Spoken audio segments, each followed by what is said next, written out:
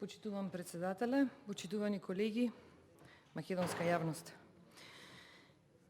Анализирајќи завршната сметка за 2019 на буџетот на Република Македонија, си поставив прашање и слушајќи ги сега дискусиите како да станеме подобри ако не ги признаеме грешките од минатото и истите во иднина да имаме цел да не ги повторуваме.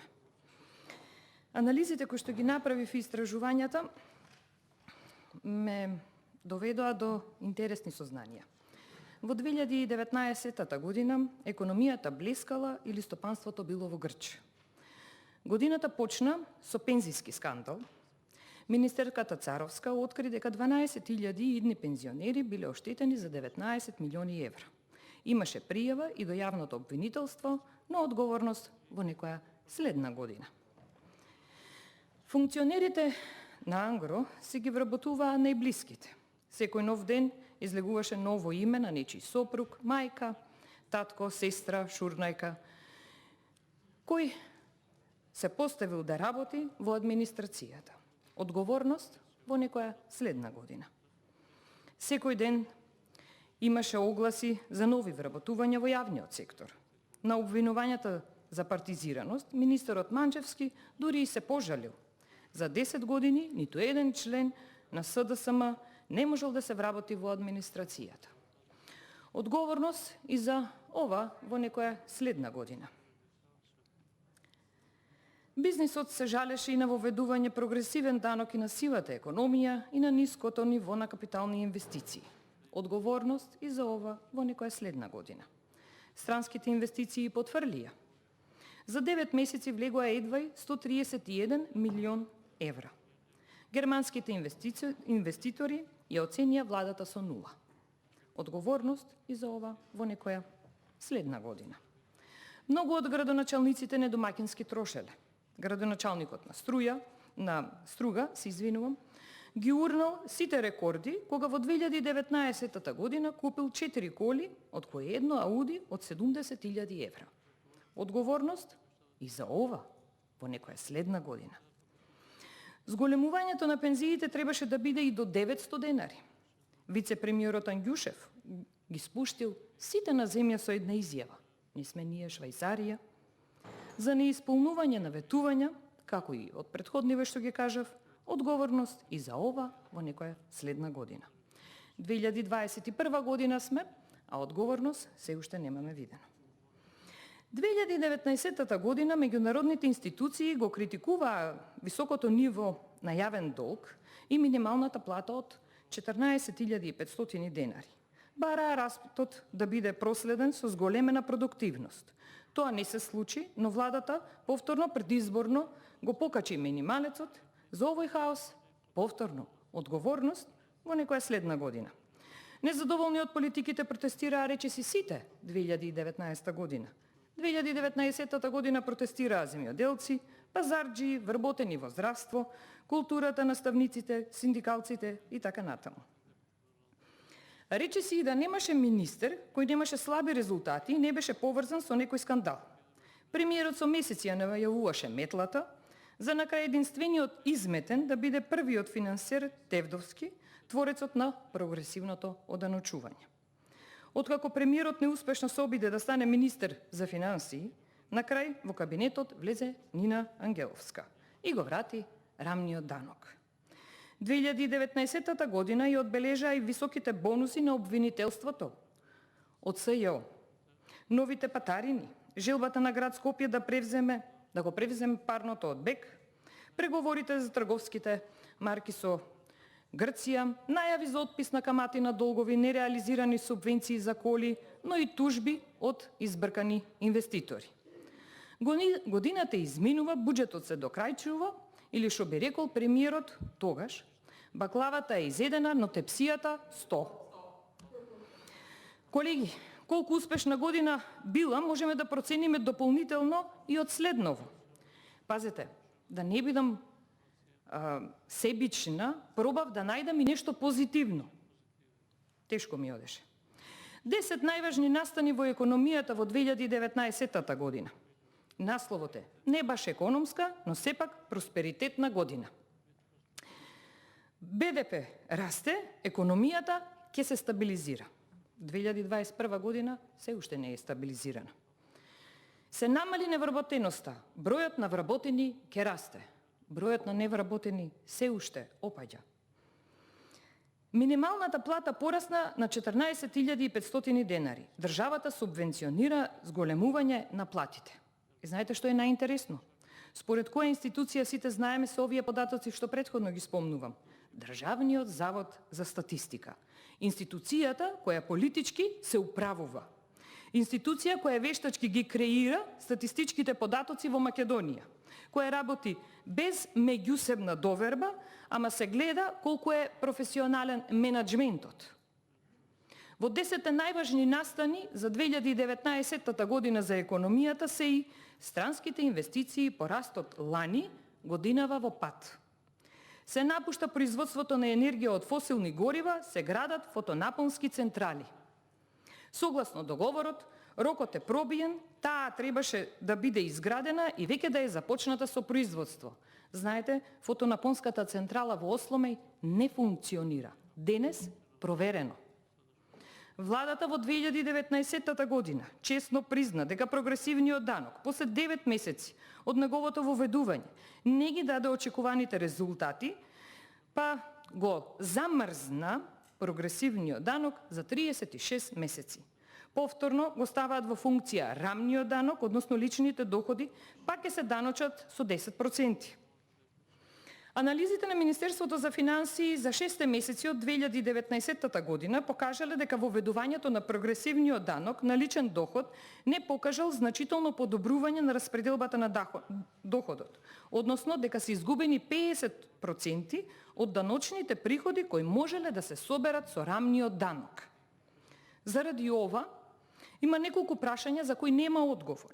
Владата признава дека вовела погубна политика, но дали победиле бизнисмените, кои во изминатата 2019 година често го критикувале воведувањето на данокот, сепак биле обврзани да ги дадат парите?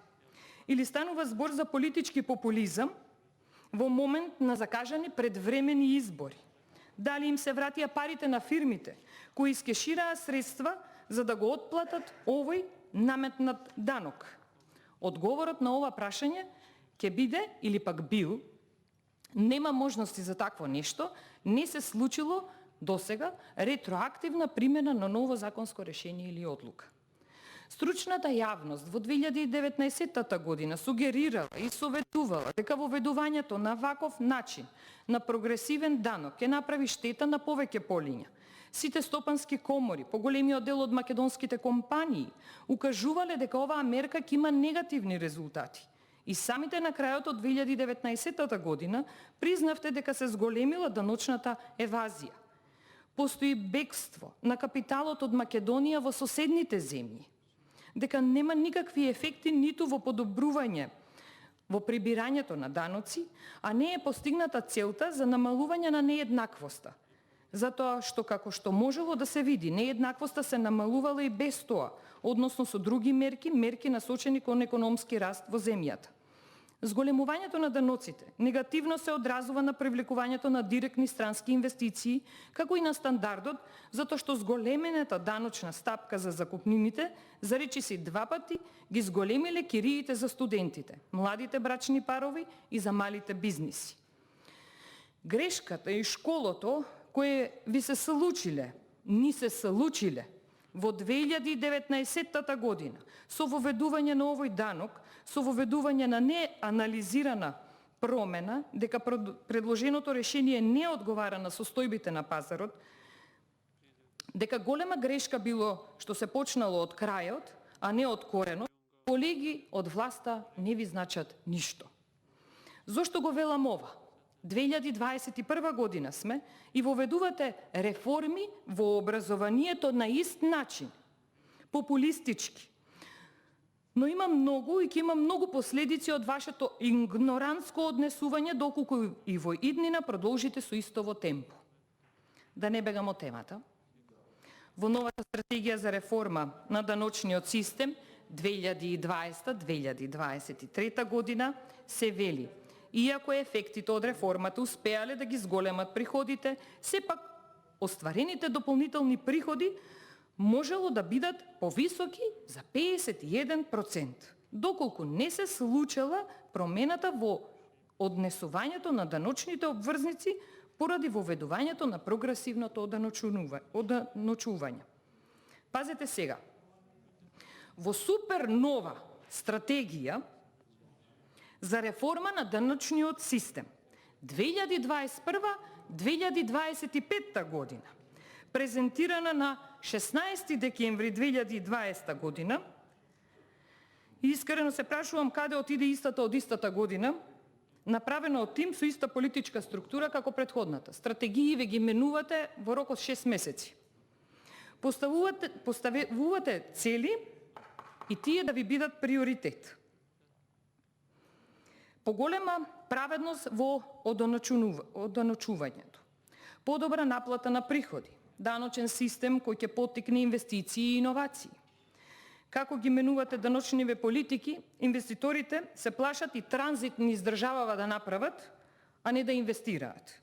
Во стратегијата велите поголема даночна одговорност, подигнување на свеста за потребата за плаќање даноци. Навистина мислите дека граѓаните не се свесни за нивната одговорност или пак немаат пари, немаат работа за да можат да си дозволат таква одговорност? Да се префрлам на капиталните расходи за 2019 година. И вистина е дека не се реализирани 78,4% заклучно со декември, туку без ребалансот на буџетот оваа сума е само 68%. Дефиницијата за традиција максимално се почитува од ваша страна, почитувани колеги. Традиционално се задржува ниското ниво на капитални инвестиции. 2019 година била уште една лоша година во економијата и еве се продолжува и во 2021 година да се негува истата традиција. На Табановце има голема гужва на собрани се Google, Facebook, а има и гужва од ваксаин сега. Процентот на реализирани капитални инвестиции во 2019 година изнесува точно 68%, што е далеку од бројката која председателот на СДС ја планирал тогаш во јавност. Министерката, мислам дека била министерка, бидејќи таа година се смениле тројца министри, како што кажав, за финансии, во декември 2019 година се потрошени 6,7 милиарди денари за капитални расходи, каде меѓу другото се наведува и откупувањето на акциите на Макпетрол од националниот гасовод Гама. Станува збор за сума од 32 милиони евра, простор за прашање на кој сигурно нема одговор, зошто, знаете, караванот треба да врви, а ако згусне по медиуми веќе има гафови, најави за конгреси, класика станавте колеги, од авангардата што ја ветувавте пред народот, до сега немаме видено ништо. Ви благодарам.